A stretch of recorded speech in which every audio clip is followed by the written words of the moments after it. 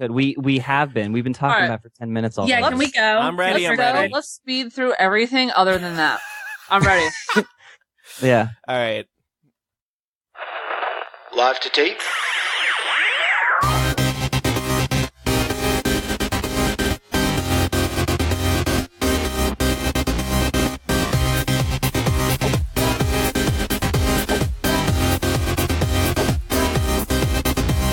Welcome to Millennial, Season 2, Episode 25. We are back from our summer break. I'm Andrew.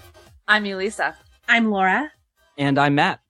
A lot has changed since we were last on the air. Sulu was still straight. Andrew was still gay. I still hadn't done a keg stand. I wasn't ready to quit Uber. What? Lin-Manuel Miranda was still Alexander Hamilton. I'm ready to quit Uber. You know what? What happened? Because I was doing this Uber pool a few days ago, and that means like you can ride with multiple passengers, like different passengers, different customers, whatever. So I pick up one guy. He sits in my back seat. A couple minutes later, pick up another guy. He comes in the front seat. He looks at me. He's like, "Are you Andrew?" And I'm like, "Yeah." At first, I thought he was just making sure he had the right driver. Oh, God. He's like, oh, I know, Mike, right? Mike, last name. And I'm like, oh, how do you know Mike? And this guy is friends with Mike through Trevor Project, the volunteer thing he does. And I'm like, God damn it. How am I getting, how is this happening? There's a billion people in LA, and 2 weeks into Ubering, I know somebody in my car. I don't want people to know I'm doing it. Why? What's wrong with it? Because I don't want to pick up like a friend or something. Anyway, this guy was super cool. I hadn't met him before, and like he was cracking me up. I will only pick up my enemies. No, I just want to pick up strangers. I don't want to pick up any friends or anything.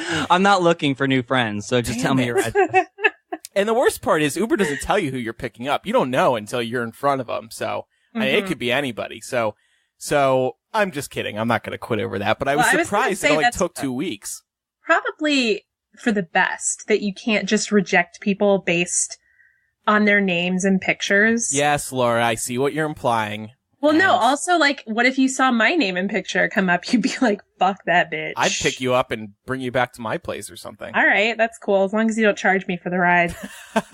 Speaking of rides and yeah, you're a whole new woman.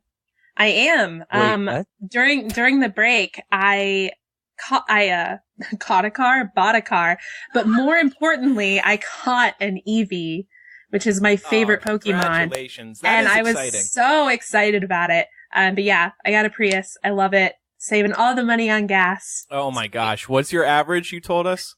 55 miles a gallon. It's amazing. You should Uber with that thing.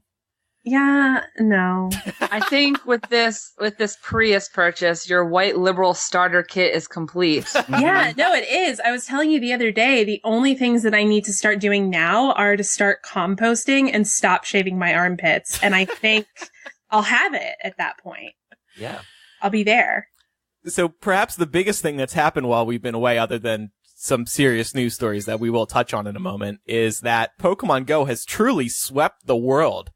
In a day. Yeah, it became available last week, and everyone was just immediately obsessed with it.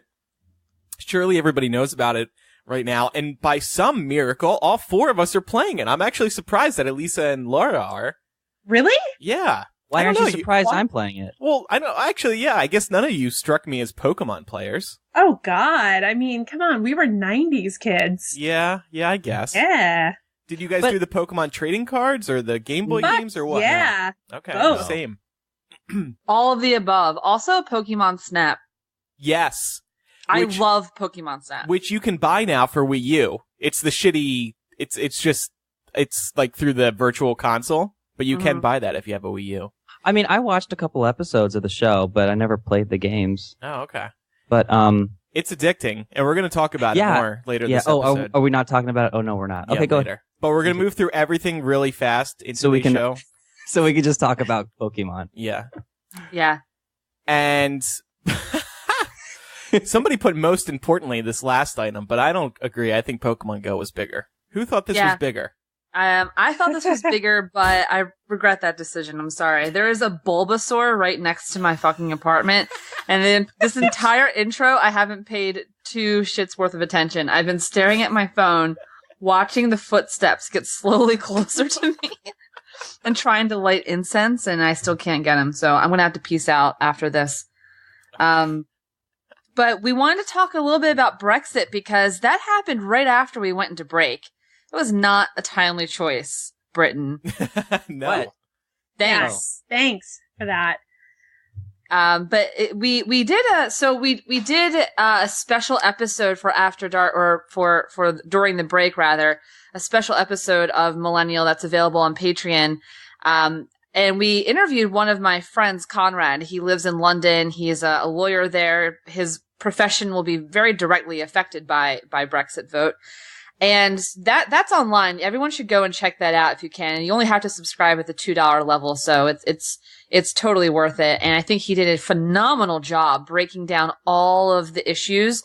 And definitely go look at that. But we want to talk really quick about what the hell even happened and what our reactions were like, because this is a really huge deal. We're probably going to see a lot of this unravel over the next few months.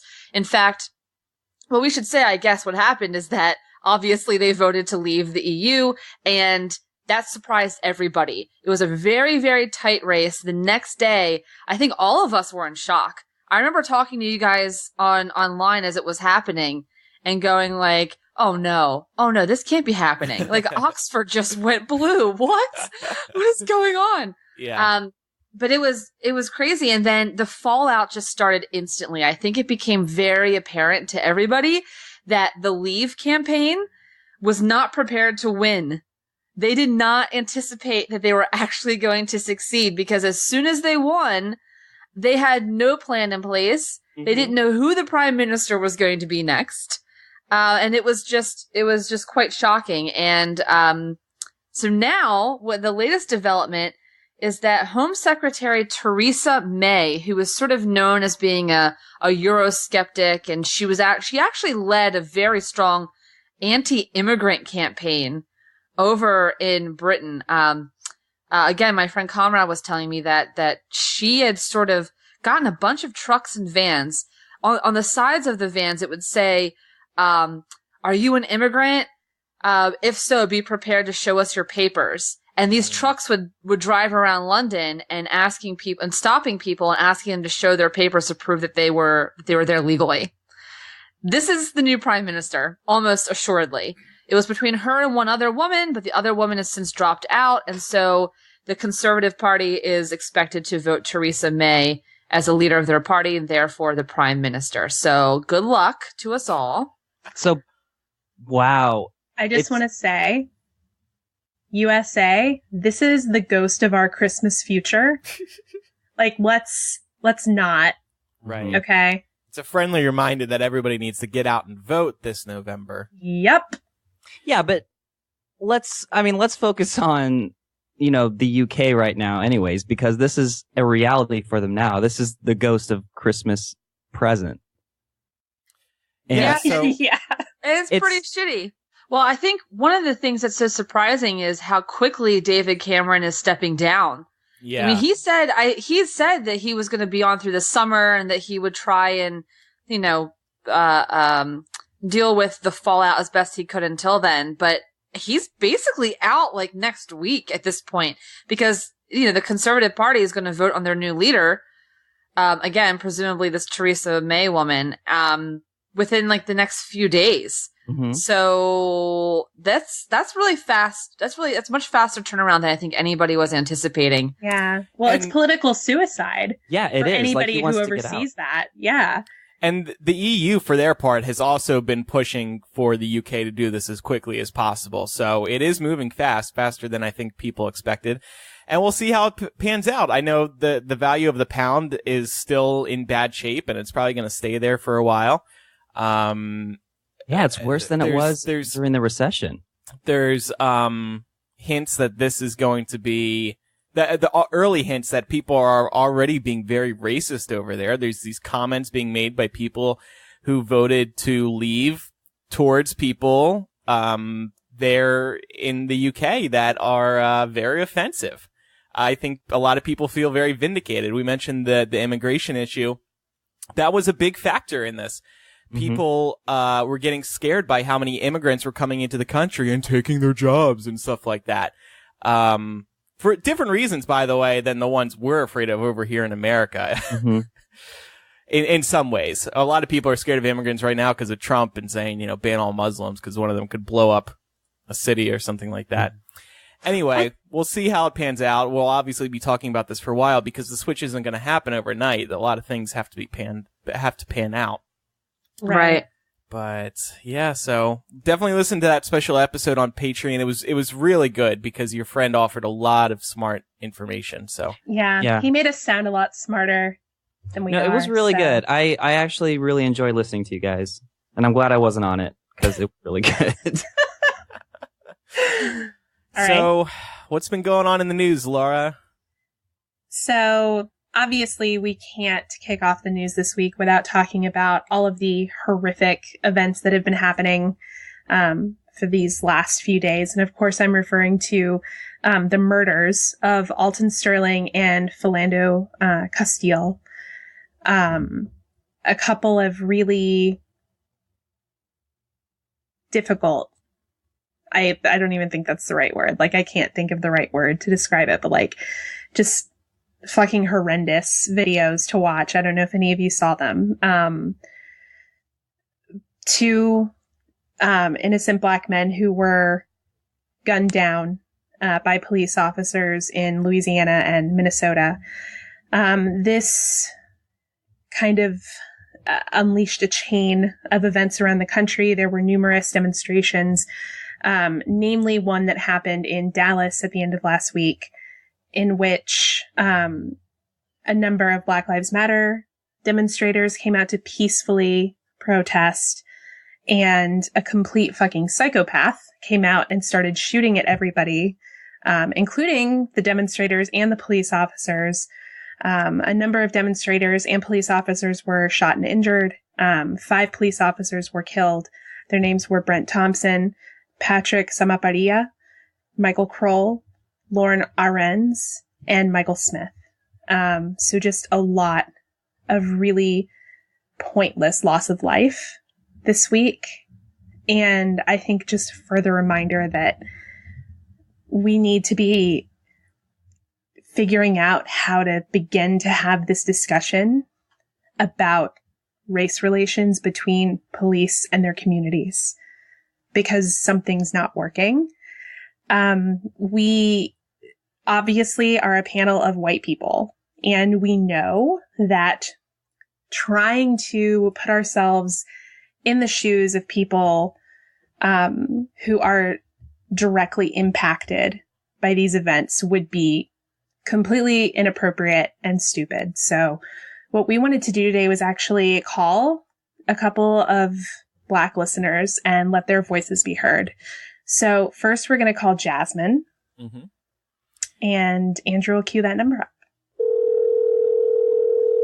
Hello? Hi, Jasmine.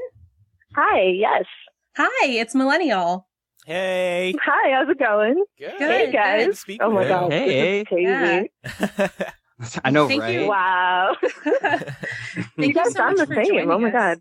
We do. You That's do. crazy. Yes. So do you. Thanks. I feel like I know you guys so well. This is so weird. Aw. Oh, want to make out? Listening. Oh, hey. I mean, of course, Maddie. Come on now. Oh, I love that you get called Maddie. That's just wonderful. That's I love my name. Yeah, we're already on a nickname basis. Yeah, We're totally. friends. Totally.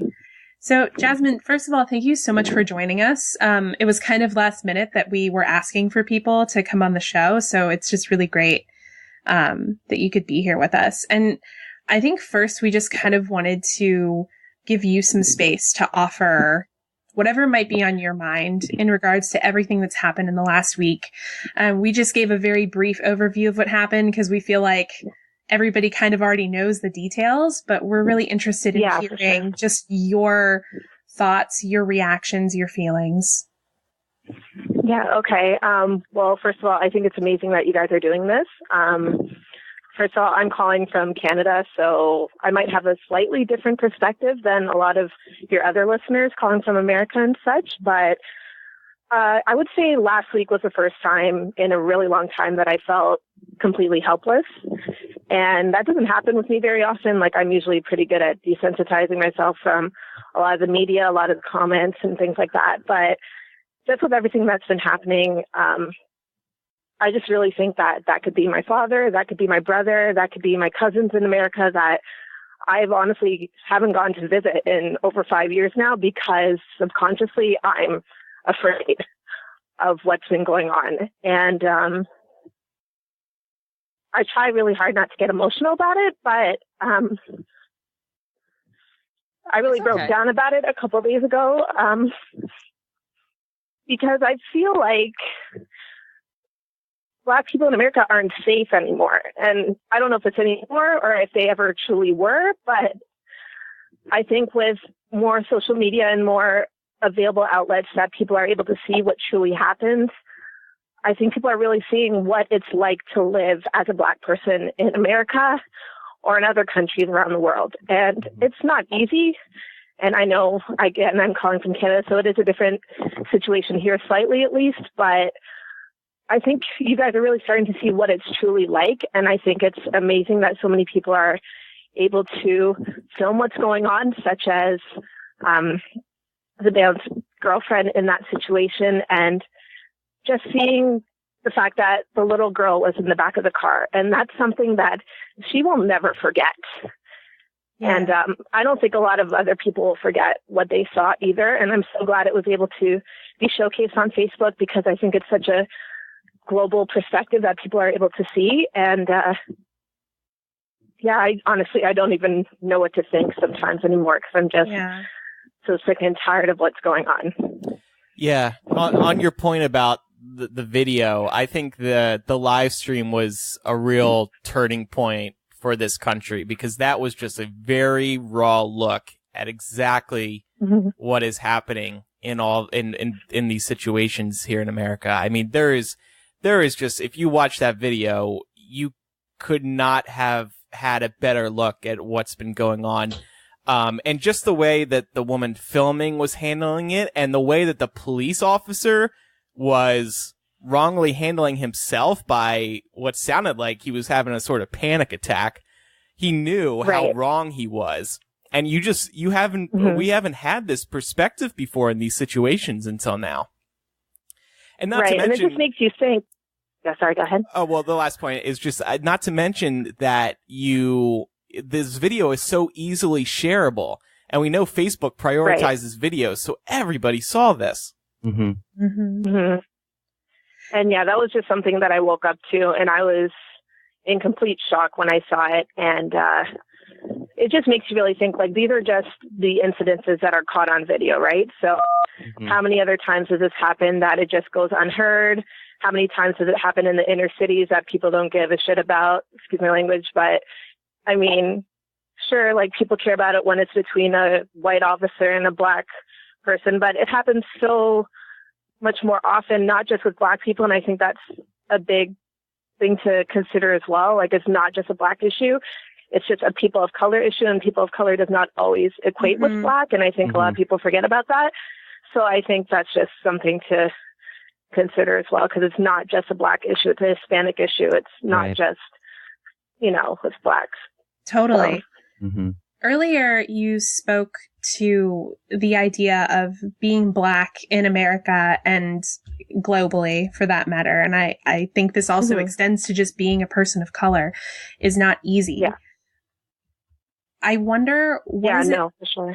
What is it like to have something like this happen, to have a video like this go viral, and to see people who may otherwise be well-meaning individuals, but who, by virtue of their privilege, were unaware of what was happening and what has been happening for as long as we've been here, to all of a sudden react to it.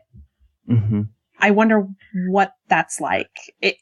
Is it frustrating? Yeah, it's a bit of both. Like, I don't want to say it's just frustrating, because part of me is just really glad that people are truly starting to take notice, but also part of me is like, well, it's about fucking time, right? Because just because it's on Facebook doesn't mean people shouldn't have already known that this was going on. I mean, we've had Sandra Bland, we've had so many other incidences that I would think should shake the nation, but really haven't, and have kind of just been swept under the rug as, oh, they probably instigated it in some way, or they just throw up their past records instead, and then people don't care. They just become almost dehumanized in that sense. So in a way, it is very frustrating, but it is also, I'm just happy that it's becoming more globally aware, and I don't see how it could really get worse. So I just really hope that something positive can come out of this, and that there can be some changes that come out of this. Cause I don't see how it could get much worse. So I guess our last question, I'm sorry. Yeah. I just want to ask a quick question for you. I think our last question, it would just be, what would you like to see happen moving forward in terms of, obviously there needs to be policy prescriptions here, but if we, for example, or if other people just want to be an ally in this or just want to be supportive, of, for example, the Black Lives Matter movement, what would you like to see happen there? Like, what's the best way that we could be supportive? First of all, I think allies are incredibly important, and I don't ever want people of other races to feel like just because I'm not Black or whatever, it doesn't mean that you can't care. It doesn't mean that you can't advocate with other people of color. I don't want you to advocate above them. You got to make sure that people of color's voices are being heard, which is amazing, and what you guys are doing right now, which I think is a huge, huge step, because that doesn't usually happen in the media.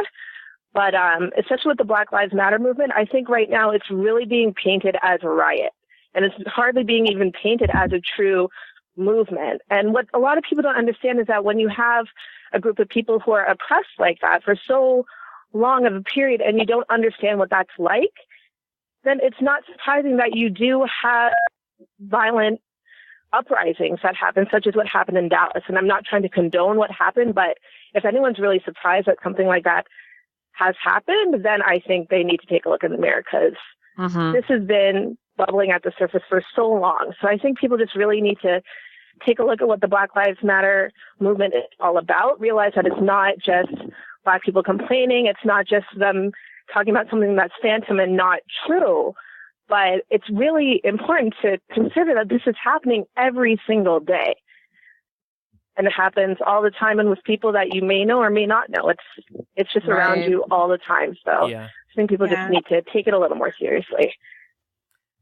I agree. And I don't know if you guys discussed the Jesse Williams acceptance speech with BET, but I think people can even start by just watching that, because that was killer. So and he kind of predicted a lot of what's happened. So yeah, absolutely. And then a lot of people censored it. It was so fucked up. And then it ended up being about Justin Timberlake somehow, and it's like, okay, the whole meaning got lost in the mix, as what tends to happen, right? So I don't know. I think people just need to research a bit more, like obviously you guys tend to do, and become a little more educated about it. And allies are a huge thing, and hopefully things will improve. Yeah. Jasmine, thank you so much for speaking with us. We really appreciate it. Thank you so much for calling me. Absolutely. Great. You're so Have awesome. a good night up in Canada. Amazing. We love you. For us. You guys are amazing. Oh, and my good friend Melissa, just shout out to her. She loves you guys as well. She wanted to Skype in and listen to this. Aww, but sadly, I couldn't get a hold of her, and she's really upset with me right now. So I just want to shout out to her. Well, she really loves you guys, especially you, Laura. And shout out to Lisa, too. Oh, she's half right. Yeah. Thanks. Fuck you. She's like, well, fuck you, Matt and Andrew. All right. Yeah, we're hanging up now. No, I love you guys. It's fine. It's fine. All right. Talk to you later. Bye. Bye. All right. Thanks so much, guys. Sure. Bye. Bye. And, speaking of the Black Lives Matter thing, I've seen a new, fresh wave of people misunderstanding the whole Black Lives Matter things on Facebook. All these people being like, Blue lives matter, all lives matter. It's like, even people I consider to be smart are screwing this up. Like, it's not hard to understand. Black Lives Matter. It exists because they haven't mattered. White lives have always mattered. Everybody has known this. All people. I saw there's a lot of different analogies for this, but one of my favorites, I think, is if you have a broken arm and you go to the doctor and the doctor says to you, well, yeah, that arm is broken, but all bones matter. Yes, it is true. Every bone in your body is important and does matter, but this is the one that's broken right now and it's in desperate need of attention. So maybe let's just focus on that for a second. Right. I love that. And the Blue Lives Matter thing is even more frustrating because, like, fucking duh, the police matter. Come on. Yeah. No, and I mean, like, what happened in Dallas was fucking tragic. Those police officers were murdered in cold blood. Yeah. They did not deserve to die. And that is certainly part of a much larger discussion that we need to have. But also recognizing that there is definitely a problem with the way that certain police officers are interacting with members of minority communities does not mean that you don't care about police officers. Right. Yeah. This is my only thought that I feel compelled to share about the whole situation is that I think it is, in my personal opinion, I think it's true that the majority of police officers on an individual level are really good people, and they're not the people who are doing this. And there's a lot of talk out there about there just being a few bad apples who are responsible for all of this. But here's the trouble with that is that the bad apple analogy, with the way that ends is the bad apples spoil the bunch. And I think that's critical because we can't when bad apples spoil the bunch, it means you have to get rid of those bad apples or else they're going to continue to spoil everything. So the problem that I have, apart from obviously the heinous acts of these individuals, is the fact that the institution protects these individuals. Mm-hmm. It's not that I think that the majority of officers are bad. In fact, they're the ones who are running into places we're running away from. And particularly in the cases of Dallas, these were police officers who were protecting the protesters. They were there to make sure that they could have their say. So that's especially horrific. So I'm not taking anything away from law enforcement. I'm just saying that the institution as it stands, when have we ever seen anybody come out and say, yeah, that guy's an asshole, like pointing to their fellow cop? We need to see police department chiefs. We need to see the FBI. We need to see heads of law enforcement coming out and firing these people. They need to be put on trial. Number one, they're criminals. If they're killing people, they're criminals, whether you have a badge or not. So my problem is not that I think most police officers are bad. It's that even if this theory about a few bad apples is true, fine. We need to throw them out. We need to kick them to the curb. And that needs to start with the institution doing that. They need to take care of their own. Yep, exactly. Agreed. We also have another caller we're going to get in touch with here momentarily named Alexis. Hello?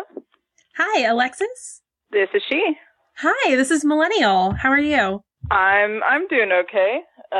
Just kind of relaxing. I'm recovering at the moment. Crazy weekend? I just had my gallbladder. Well, not really. I just had my gallbladder removed like a week ago.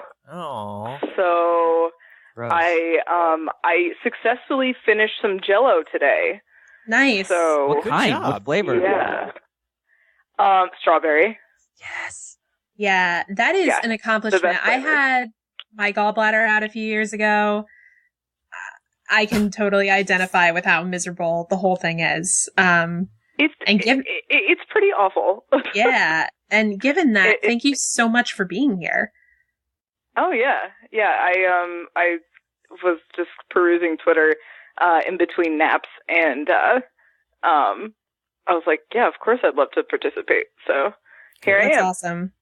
Well, we won't keep you too long so that you can get back to taking your naps, but we just wanted to take a few minutes to kind of say, like, we've done an overview of everything that happened because we feel like everybody sort of knows what happened. So we don't know how much rehashing the details from our perspective does. But we just spoke with Jasmine a few minutes ago, and now we wanted to speak with you and just kind of get your overall thoughts, reactions, impressions of everything that's happened in the last week? Yeah. So it's kind of, like I said, I just had my gallbladder removed, and there are actually a few complications with my surgery. So I was in the hospital for a few days after the surgery, which is kind of uncommon.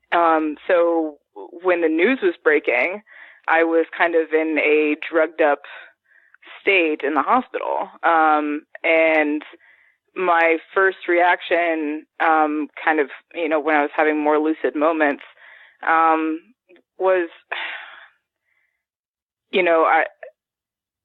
it's just heartbreaking again, but I'm just tired. It's just very, very exhausting.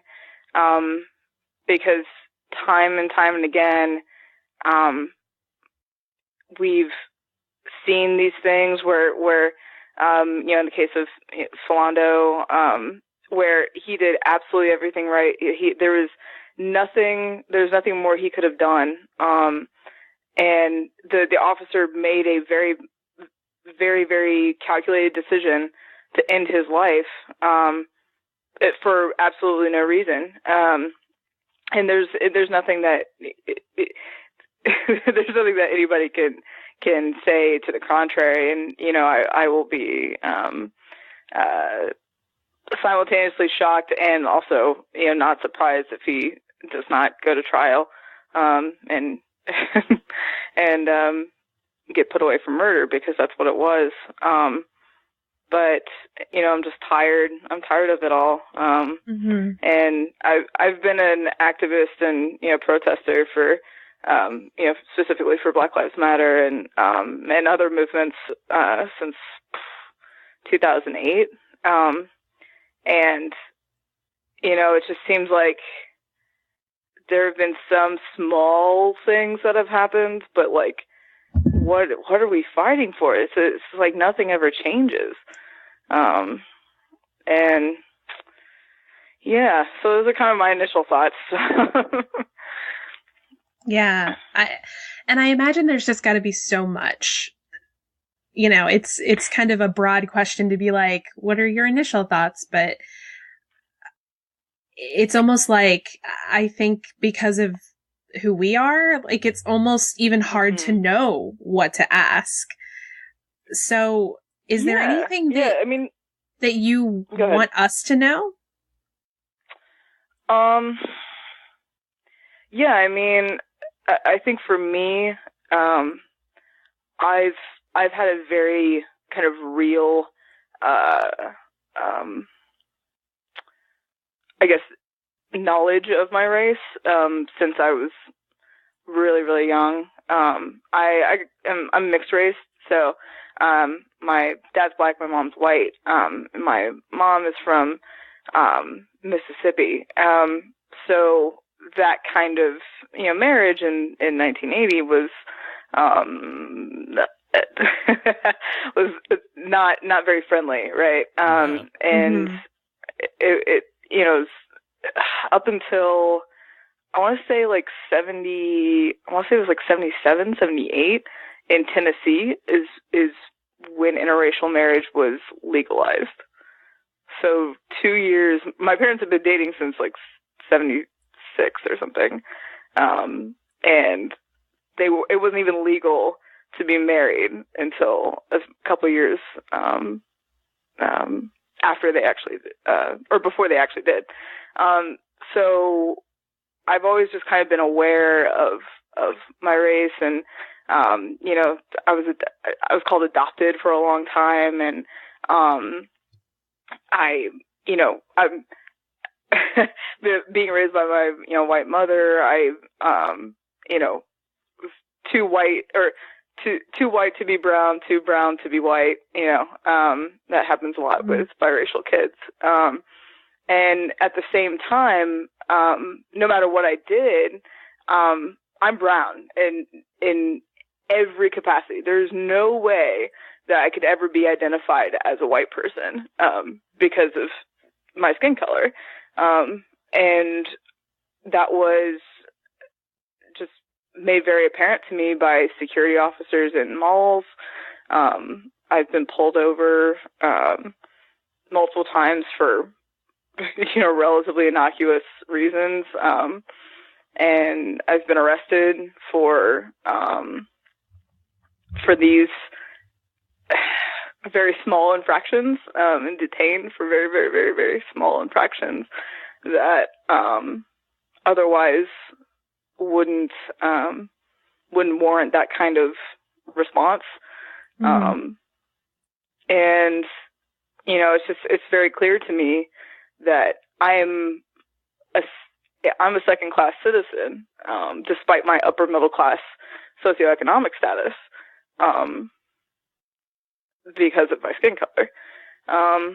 So I guess for everybody that's a non-brown person of color,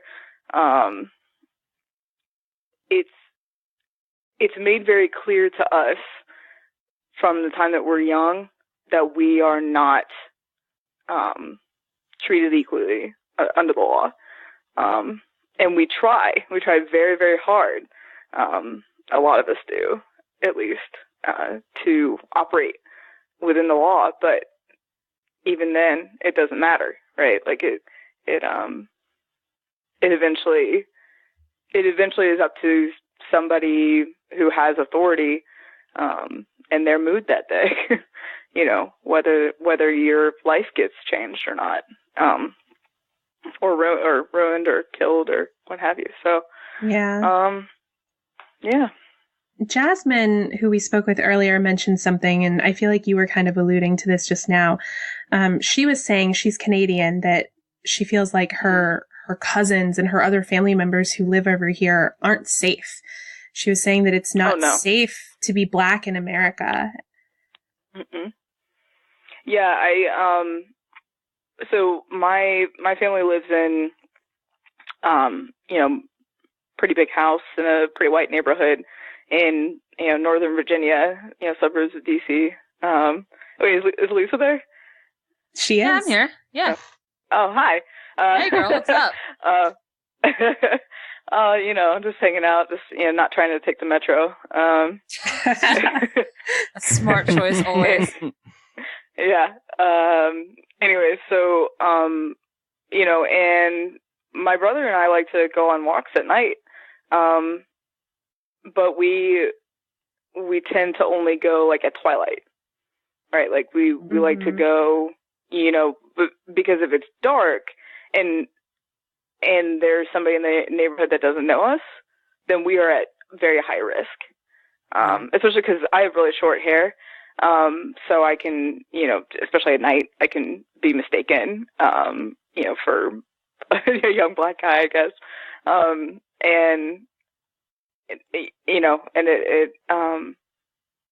We can be hurt, very, very easily. Yeah, I've been screamed at by cops. I've been abused by cops, all over the country, in Los Angeles, Orlando, Chicago, here in DC area. So it doesn't matter. It doesn't matter where. It's a systemic issue that, like police were originally formed to patrol runaway slaves. Like that was the entire point. Not including, obviously sheriffs are different and sheriff departments are different, but actual police forces and police departments were originally formed to regulate Black people. Like that was the entire purpose, and people forget that, because they've kind of rebranded these days. But I think the sentiment is still there, after all these years. So, yeah. I think it's surprising just listening to you talk about, feeling at risk or not safe walking around and what have you. I think something that personally I'm only learning is such a universal experience for people of color. I would once in a while growing up, like hear stories here or there from, a couple of people, but the older I've gotten and the more that this has come out, into the limelight, I mean, it's everybody. I don't think I've ever encountered, a person of color I've spoken to about this issue where they haven't at the top of their head had 10 stories to tell me about it. And that's shocking to me. That's shocking. I would never, that's obviously not something that I live with. So yeah, I don't know. I think if nothing else, we can be broadcasting how universal of an experience that is. I think it's a very important takeaway. Just because our friends and family, who are Black or Hispanic, what have you, just because they're not telling you these things all the time doesn't mean it's not happening. So I guess our final question for you is, we asked Jasmine this as well. What would you like to see people who want to be supportive of the Black Lives Matter movement, or just the general, let's not be racist, ideology. If we want to be supportive of that, what would you like to see happen? What would you like to see from us or others who want to be supportive? Oh man, I mean, that's such a tough question, because so many people kind of arrive at quote unquote the Black Lives Matter movement at different stages in their learning of social injustice. Like, for example, you guys, I wouldn't say like, read up on like the actual marches in the civil rights movement. Like, okay, you guys know what they actually did. Like, you get it. You kind of understand the history. So I'm not gonna say that. So, I think more of like a general advice, is doing things like this, is listening to people, and understand that they're not lying. They're not making this up to make you feel bad about your whiteness. They're not doing this to make themselves feel better, certainly. It's all real. It's all honest. So much of the Black community is about honesty, keeping it 100, it's, as Larry Wilmore says a lot. I love Larry, by the way. It's my favorite. He's pretty great. Yeah. Yeah. I really love Francesca Ramsey on Larry Wilmore too. Yes. Anyways, she's amazing. So,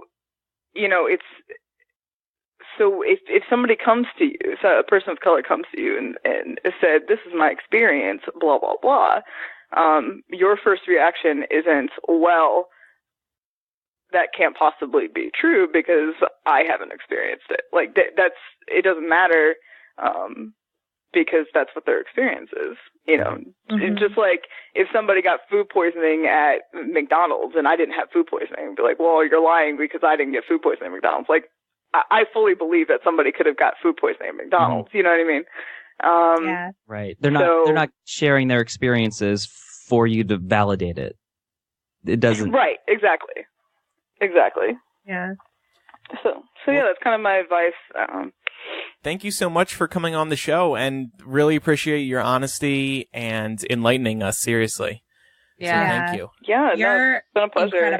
I'm super excited to hear the rest of the show. Good. Well, it's right after this, it's going to get a lot lighter because we're talking about Pokemon and Star Trek, so.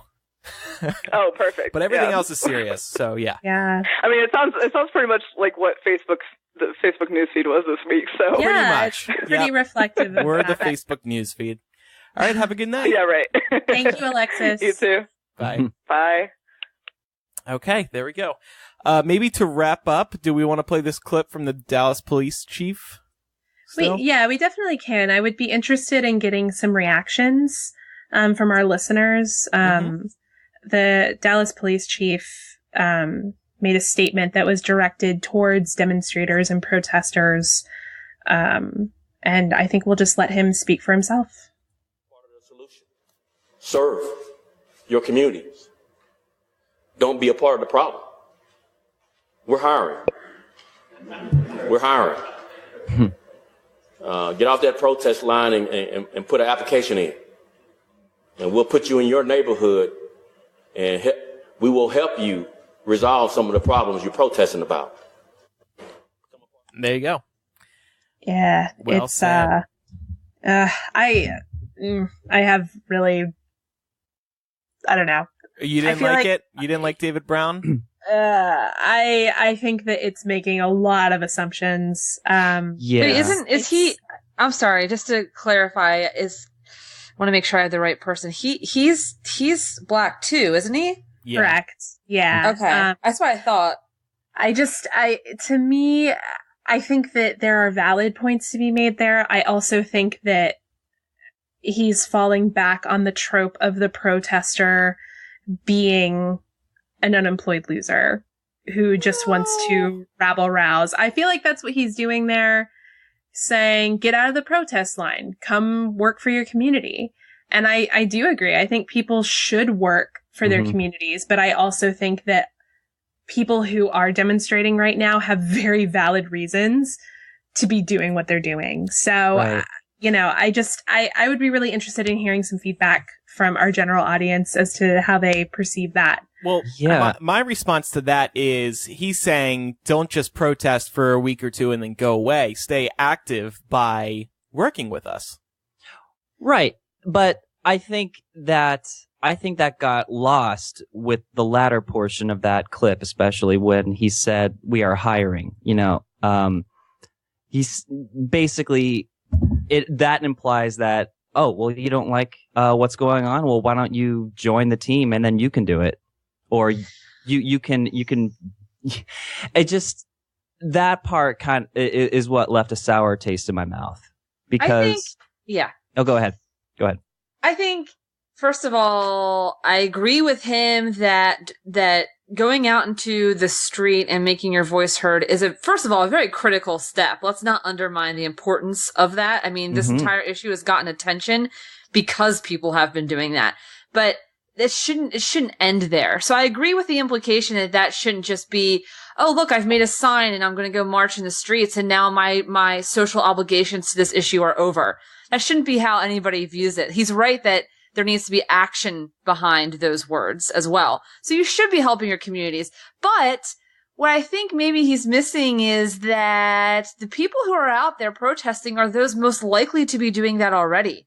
They're already so engaged and they're already so, they already know how important this issue is, that who's to say they're not helping their communities and they're not out there trying to improve them. They're probably the ones who are most likely to. And lastly, this sort of goes back to what I said earlier about police and law enforcement taking responsibility for their own. I think, I don't want to speak obviously for the movement at all, but my personal interpretation of it has been that their beef is with law enforcement not taking responsibility for this shit.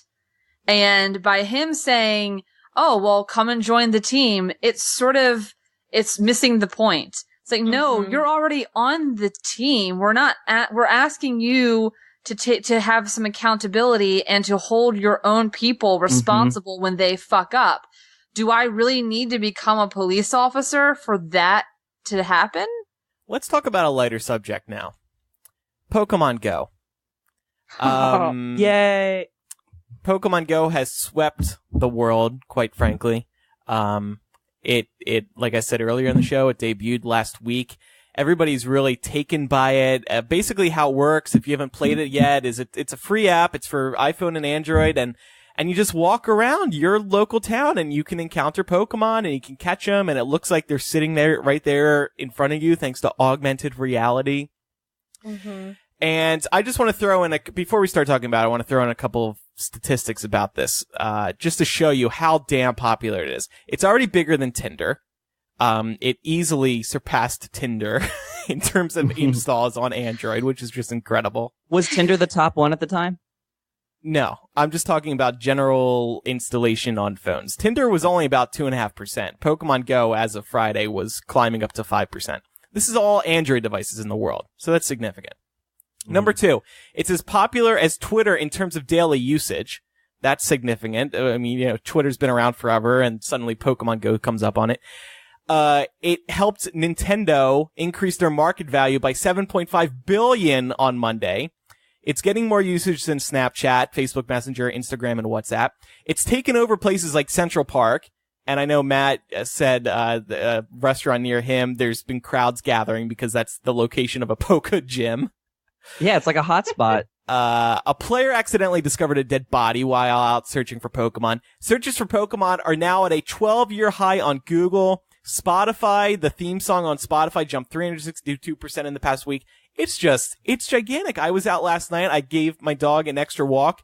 I was about to pull out my phone and start playing. 2 guys passed me with it open. I'm like, I'm not sitting here with it open while they are sitting here with it open. So I pretended like I totally didn't come out to walk my dog just to play it. Why is everybody so obsessed with this? Because we're 90s kids. Yeah, I think so. And I think it's also like the first of its genre too, for at least mobile apps, to really use augmented reality for this type of niche. Well, funnily enough, it was actually based on a different game, but it wasn't the popular Pokemon brand. So now they've combined the technology with whatever app it used to be with Pokemon. And that's how it has all that cool data. Like, I was so impressed the other day when I pulled it up for the first time, and there was a photo of something actually nearby me where I can go get Pokeballs, and it had a label. It was called the Griffin statue, and the Griffin statue was right there. It was just on somebody's property. I'm like, how the hell did it know that? Yeah. Turns out they have all this data from another game. Yeah, wasn't it String, the name of that? I remember a few years ago, there was a game that was a lot like this, where it would show these little creatures, but it didn't catch on because, like, you didn't have any connection to it. Like, who cared about it? But it was kind of cool. The technology was really neat. And I think that must be where they got this from. I'm super obsessed. Although I will say, Andrew's talking about going out and walking around. I have discovered that if you sit long enough, the Pokemon will come to you. So if you're a lazy ass like me, don't get off that couch. Well, officially, get an extra bag of Cheetos. The best way to do that is to use one of your incense, and the Pokemon will come to you. What's an incense? Wait, what? This is something that I'm missing. When you start out, you click your Pokeball, and you click on items, and then you grab an incense. You have 2 to start with, and then you can get more as you level up or whatever. I don't have any incenses. Oh, I have an incense. I'm using it right now. I guess you aren't the very best, Laura. Well, what the fuck? I can't believe haven't you been using them? Yeah, I've been using incense. All right. Wait, do I have to buy them? No, you should have 2 to start. You collect them like Pokeballs. Bullshit. I have 3. I'm pissed. I have been walking around. I've discovered places in my neighborhood I didn't know existed. Same. Yesterday, I went to dinner purely because I would walk by a lure, a Pokespot with a lure attached to it. You know, like those, you ever see like the pink confetti looking stuff? Yeah. What is that? That's when there is, hold on, I want to make sure I get. They're like hearts or something, right? It is called a lure. Yeah, so that's when there's a lure attached to it, which basically works the exact same way as incense, except incense you can only use for yourself. It will attract the Pokemon to you, but the lure, anybody can go and take advantage of it. So I was walking past like 3 of these lures on my way to dinner, and I stop and I sit on a bench. My brother's with me, and I was only there for 2 minutes, and a guy walks over and he says, "Is this where the Pokemon party is?" Yes. And I'm like, "Well, it is now. Take a seat." And he sits down. We start talking about our Pokemon. He was directing me how I can find some Psyducks, and another kid from behind us. He was probably like 10 years old, but whatever. He walks over and he's like, "Is this where I get my pigeon?" And I'm like, "Oh God." He was adorable. Yeah. And then Elisa got arrested for kidnapping child. People just kept coming over, and like I was only there like 20 minutes. By the end of it, there was a small fucking group there. And I'm thinking, God, no wonder it's bigger than Tinder. I could date one of these nerds easily. Like, this is a way better for my sex life than any online dating app. That's for goddamn sure. I was gonna say, I can't wait until they find a way to integrate this with a dating app. I am so blown away by how the world has really become taken with this. I think, we've talked about this bad news recently. I think this was a good thing for the world. There's this sense of community. There's a sense of happiness, of nostalgia, like Laura mentioned. I just think it's great. And of course, the internet is really obsessed. All these great memes online. I just can't wait to see how this evolves. What, Laura? What I happened? just used one of my incenses and it brought a polywag to me, which I already fucking have. Oh, don't you hate that? But then you God. can trade it. You can give it to Professor Hot Guy, and then you'll get a candy, which you Here's can the use thing. to level up. Laura, you want to catch as many duplicates as possible because you get candy for that specific wait. Pokemon when you Got a catch a new one. duplicate. I've got a Metapod. Ooh, I don't have Metapod yet. Fuck yeah. My mom just went through Metapod. I have a, I'm proud to say I have a Pikachu. I was using an Incent, and the Pikachu came to me. It was thrilling. You bitch. I know. I started with a Charmander. What did you guys start with? Charmander. Yeah, I got Charmander as well. I got a Squirtle. It's cray. It Yeah, is you so would. cute. You would get a Squirtle. The other thing that encourages you to walk is you can incubate eggs, and then they hatch after you've walked a certain amount of time. So I made a mistake by trying to incubate the one that requires 10 kilometers of walking. Yeah. That's a long one. The rest are 2 and 5. I don't even Yeah, know but what... but the 10-kilometer ones though, those tend to have the best Pokemon inside. Oh, really? Okay. Yeah. Like generally speaking, not always. It is a bit of a crapshoot, but sometimes, like, friend of mine got a Magmar, with a 10-kilometer one, which is fucking massive. It was like 400 CP, and it was just this huge monster. He took over like 2 gyms. Oh, nice. Yeah, so it'll be worth it. Trust me. I just birthed a Jigglypuff yesterday. I don't know why you're laughing. I got really fucking excited about this. I like screen capped it and like sent it to everybody. I'm like, I just birthed a Jigglypuff. This is like my fucking childhood dream.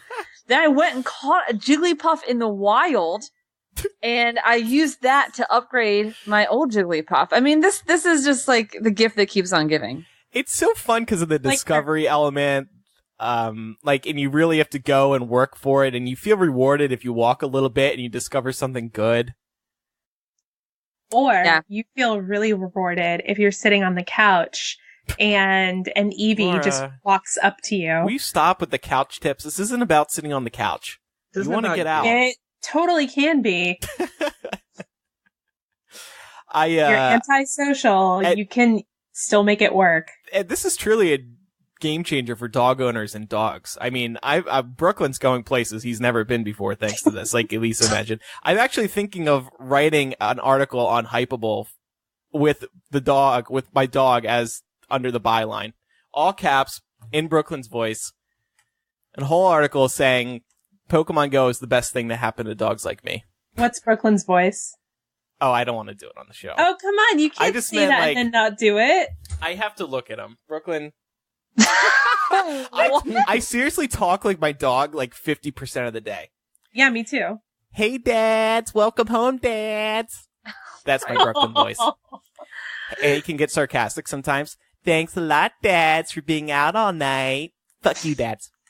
That's a sample. That's adorable. Can I catch Brooklyn? Maybe. Mike He's Instagrammed a photo of him playing Pokemon Go and capturing some Pokemon while Brooklyn was in it. It was pretty cute. Anyway, anything else to say about Pokemon Go? What teams are we joining? I don't know yet. I joined Yellow. I think I'm going to join Yellow too. I haven't been to a gym yet, but I'm level 5 now, so I'm ready. I joined Yellow because I'm in Hufflepuff, so. Oh, then maybe I should join Red because I'm Gryffindor. Or Blue because the new Pottermore quiz said I'm Ravenclaw. Oh, they don't have a green party, do they? I'm joining Blue because BuzzFeed told me to do that. So. And That's we smart. take all of our life cues from BuzzFeed. Duh. I think I'm stuck between yellow and red. Red's my favorite color, and it's Team Valor, which is pretty baller. But on the other hand, yellow's the underdog around here, and I feel compelled to bring them out of the slumps. See, in my area, most people are yellow. Oh, How we've do got you know no that? yellow. Because you go can to look the gym, around. does it tell you? Yeah. Yeah, you can look around at the gyms around you, and at least I have like 10 gyms around my apartment building. Mhm. I look around, and they're all red and blue. Okay. I need to actually go to a gym. I haven't really walked towards one. Well, I need to actually go to a gym. I need to go to actual gym. actual gym. I will tell you guys, today I sweat outside for the first time, like getting exercise for the first time in probably a year, looking for an Eevee. And I found it in a stranger's backyard, but it was completely worth it. They were at work. It was fine. All right, yeah, all right. Now there's going to be a police report out for you. There have been funny, like, people, like, business owners have been posting signs on their doors, like, Pikachu are for paying customers only. Yeah. I'm going to put that on so my apartment building actually is a Pokestop. Mine so too. I just sit here all fucking night and just spin it all night. I just got a Nitorano. Fuck yeah. Yeah. I want to put that like on front of our apartment building, like Pokemon are for paying customers only. I was joking on Twitter earlier. I said, I'm thinking of telling my landlord to add conveniently located next to a Pokestop as one of the benefits listed on my apartment's website. It's a great Legit. idea. Yeah. All right, guys, what's our highest rated Pokemon combat points? CP. What's our highest one? I haven't had any combat yet. I got a Growlithe at 125 and a Venonat at 127. My Pikachu's at 89. I have a Ponyta at 106. So. Oh, that's really good. Wait, so you guys have gotten into fights? No. You can level them up. They come with CP points when you catch them. Also. Oh. So if you click on the Pokeball at the bottom and then you go over to Pokemon on the left, you'll see all of your Pokemon and the CP point. How many Pokemon do you all have right now? I don't have that much. I have 32. know. I have 32 different kinds, but I have 63 actual Pokemon. I'm still leveling them up. Wow, you I have leveled a lot. up to 5. Yay, you're ready for a gym. I'm so happy for you. Congratulations! I have 28, but I also have 4 Pidgey, and I'm trying to get rid of them right now. Yeah, I have 29. Oh, man, I need to get out more. No, All you right. need to stay in more, clearly. I guess so, yeah. All right, so a little other interesting news this week. We found out that Sulu is going to be gay in the new Star Trek Beyond, and I've been eagerly awaiting hearing Elisa's thoughts on this because she is a Star Trek super nerd. Yeah, between this and the Pokemon, I'm really selling myself. Yeah, I think this is great. I don't see why this is even controversial, really. First of all, to me, everyone on Star Trek is gay. Like, I like to believe that they're all banging because let me tell you, I have put a lot of hours into writing that Kirk Spock fanfiction. Not kidding. Not kidding. Seriously, no, guys, really, I've done that a lot. And I love the idea of the entire Enterprise team just being gay. So I like to imagine the entire ship as being a gay bar, really. Super so gay. I'm good with this. Also, to be fair, Sulu never really had like a legit love interest in the original series. So Right. we should talk a little bit about George Takei said that he's against this, really. Yeah. Of course, and for anyone who doesn't know, he played the original Hikaru Sulu, and he himself is gay and has been a really vocal advocate of gay rights. But he's come out against this, and he apparently lobbied the Star Trek producers against this decision, saying that he thought it went against Gene Roddenberry's original intentions for the character, and that as much as he is in favor of representation, that should be done through new characters, not rewriting old ones, which is an argument we hear a lot, but usually from straight people. Not in this case. And I respectfully disagree. I don't think there's any problem with it myself, but you gotta admit, if there's anybody on the planet whose opinion you should respect on the matter, it would be his. Yeah. Yeah, I guess. But, like, he was complaining that it went against Gene Roddenberry's original vision. And I'm like, well, then where the fuck was he complaining when they put Spock and Uhura together? Mm. He may have been, actually. I mean, he referenced that there's been some changes since the original series that he hasn't agreed with either. He didn't reference that, but he said that there's been a number of changes to characters that he hasn't liked. But so, But you know, he's an actor, though. He's an actor from the original series. That doesn't necessarily mean that he is the be all, end all say in what's good and what's bad.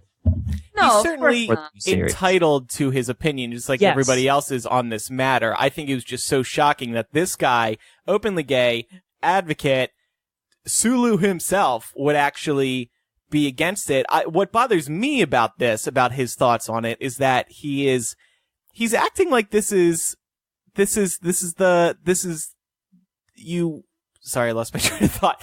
He's acting like this is, that you're supposed to keep with the original vision forever. Well, and to that point, Andrew, the new Star Trek films take place in an alternate universe. Yeah.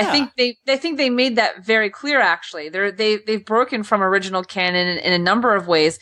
They deliberately created an alternate universe so that they could fool around with the characters. So, I don't even think it doesn't mean anything in retrospect. It doesn't mean that the quote unquote original Sulu was necessarily gay. Although he very well could have been. Again, Sulu didn't really have, like a love interest in the original series. The closest thing we ever saw to his sexuality was he flirted with Uhura a few times in one of the episodes, Mirror Mirror. He basically tried to grope her. It was weird. Oh, That's the only thing. It's the only thing. It's the only thing that we ever got about his sexuality. And then, in I think the Next Generation, he has a daughter, but that doesn't mean that he's straight. Mm-hmm. So I don't think it's a big deal. I think it's kind of cool, and I don't get what his problem is. Well, let's listen to Zachary Quinto's thoughts on the matter. He plays Spock, and Elisa wants to bone him, but he is gay. A member of the LGBT community myself, I found it slightly. I was disappointed by the fact that George was disappointed.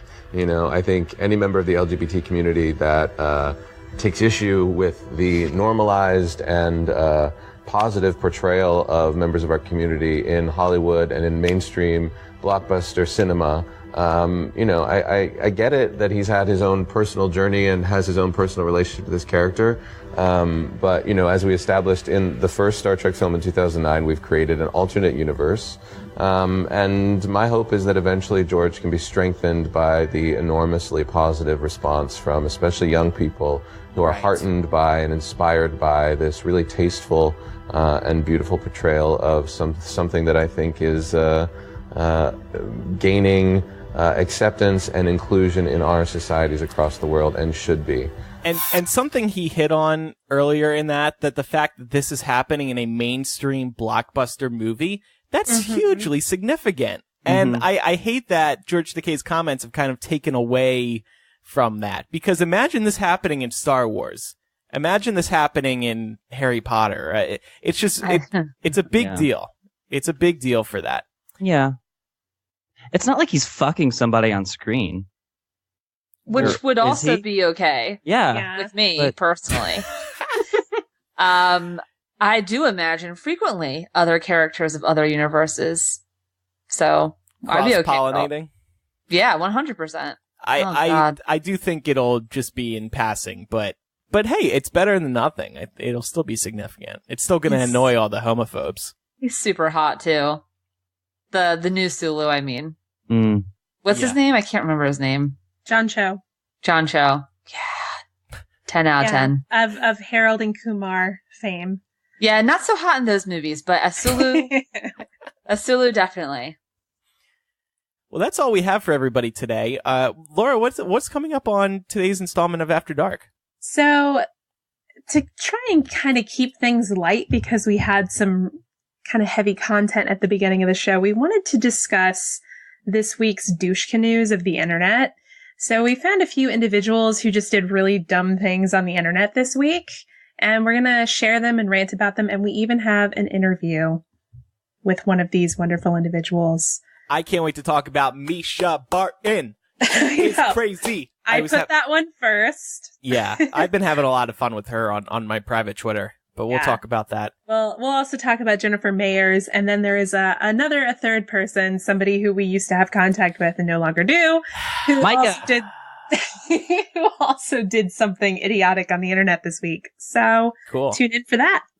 And tune in next week for the beginning of our convention coverage, and then that'll be going on over the next couple of weeks. It's just going to be mayhem. The Republican one is first, right? At the end of next week. Mm-hmm. And then the Republican, the Democratic one will be the following week, at the end of the following week. So that's going to be really fun because, man, it's going to get crazy. And, you know, I hate to dig up open carry, but open carry does happen in Ohio, just like it does in Dallas. And I think people are nervous, especially after what happened in Dallas. Yeah. Especially considering the fact that people have been writing petitions to allow open carry at the RNC. Cool. I mean, they should allow it though, right? Because they're the ones who are saying if everyone has guns, everyone's safer. So that's right. Right. A good guy with a gun. Yeah, I think everyone in the audience should be like, they should just pass out guns at the beginning of it. They probably would if they could. Somebody just should stand there. Would be my guess. To wrap up today's show, we are going to enjoy the Pokemon theme as we all head out to capture some more Pokemon. Woo! Actually, yeah, there's a Bulbasaur still lurking. Yep. I'm after There's it. a Squirtle nearby. I need to do a vlog on our Patreon about my Pokemon. Maybe I'll just vlog myself walking around. Ooh, Look up Pokemon that are themed to the show. All right, in August we're all doing Pokemon Go vlogs on Patreon. I can't believe, like, as though it weren't dorky enough, I'm already walking around trying to catch Pokemon. But let me also record a vlog for my podcast. Thanks everyone for listening. I'm Andrew. I'm Elisa. I'm Laura. And I'm Matt.